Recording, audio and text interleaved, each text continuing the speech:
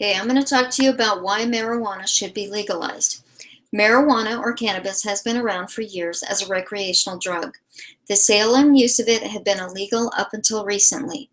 I believe that marijuana should be legalized for the medical benefits, not for recreational use. If it were legalized as a medicine, the tax dollars alone generated would help to fund government control, which is needed to ensure quality. It is naturally grown and therefore a better choice than many prescription medications, and it has numerous medical benefits for cancer patients, seizures, and other illnesses.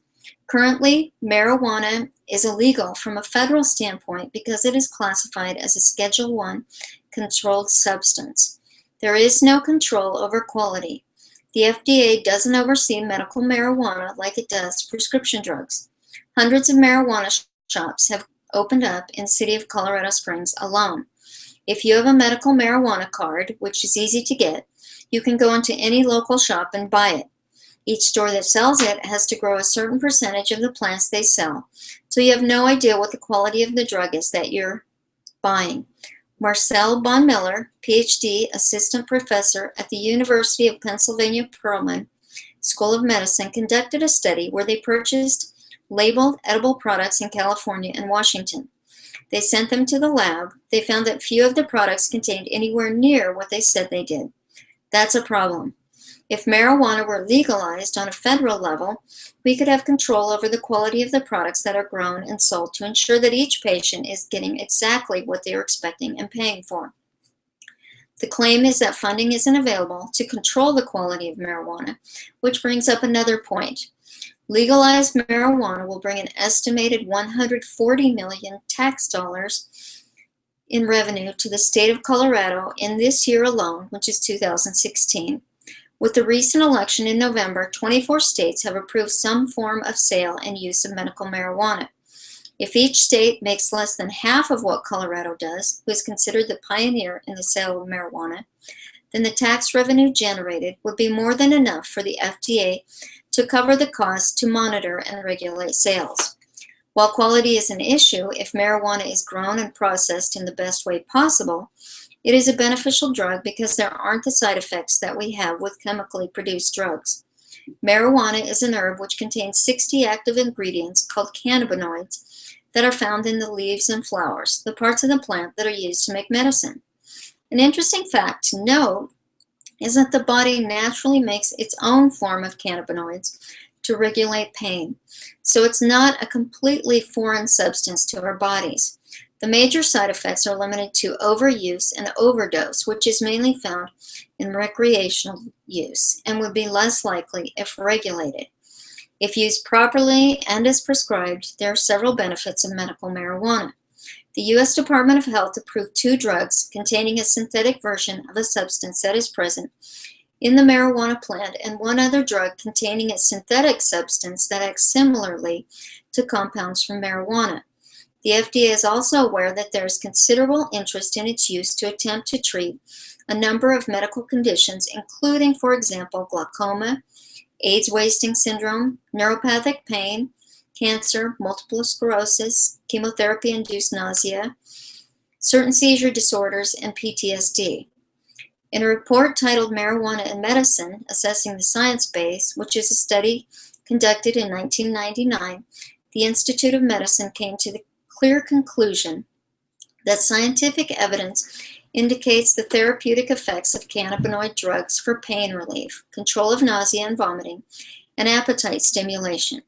According to the National Cancer Institute, the main active cannabinoid in cannabis is delta-9-THC. Another active cannabinoid is CBD. CBD may relieve pain, lower inflammation, and decrease anxiety without causing the high of delta-9-THC. CBD has also been found to decrease anxiety and improve sleep. Because of this, it has been recommended as a treatment for veterans suffering from PTSD. While most studies have been done in a lab on mice and rats, lab tests have shown that cannabinoids inhibit tumor growth by causing cell death, blocking cell growth and blocking the development of blood vessels needed by tumors to grow. Several lab and animal studies have shown that cannabinoids may be able to kill certain types of cancer cells while protecting normal cells. Some of the types of cancer cells that were killed include breast cancer and colon cancer. One of the side effects of marijuana is the munchies, which can be a humorous side effect of the drug, but it can be beneficial for certain illnesses. One of the side effects of cancer patients taking chemotherapy and some other illnesses is a loss of appetite. So stimulating the appetite can have tremendous health benefits for those patients. Animal studies have also shown that cannabinoids may prevent nerve problems such as pain, numbness, tingling, swelling, and muscle weakness caused by some types of chemotherapy. Cannabinoid receptors found in brain cells may have a role in controlling nausea and vomiting. Animal studies have shown that delta-9 THC and other cannabinoids may act on cannabinoid receptors to prevent vomiting caused by certain types of chemotherapy. Cannabis has also been found in several studies to relieve epileptic seizures. A form of THC, taken in oil form, has been proven to reduce the occurrence of seizures in many patients. I have a friend whose son had up to 200 seizures per week. He wore a football helmet all the time to keep from hitting his head during the seizures.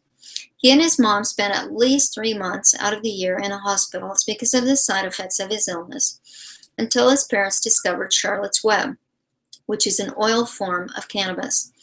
In the past year, he's gone from taking 11 pills every day to just 5 per day, and has only had 2 to 3 seizures per week. It has completely changed their lives. His parents and thousands of others support the legalization of marijuana because of the effect of seizures alone. There are thousands who already support the legalization of marijuana for the medical benefits.